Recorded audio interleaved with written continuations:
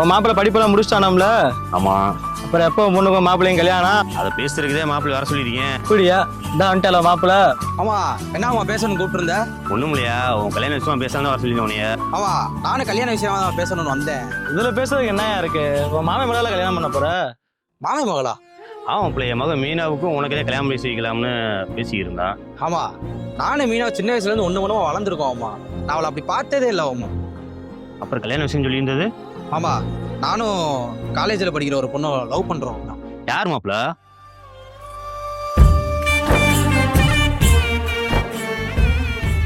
ஏய் எந்திரியா நல்லா இரு மாப்பிள்ள. மாப்பிள்ள நல்ல நாளா பார்த்து வீட்டுல இருந்து பேசுறேன்னு சொல்லு. கண்டிப்பா. ஆமா ஆமா, விட்டு இருந்துடுறேன். சரி. சரி. ஏன்னா நீ பாட்டு சரின்ட்டா. என் மாப்பிள்ள ஆசைப்பட்டான்டா, அவன் சந்தோஷம் தான் எனக்கு முக்கியம்.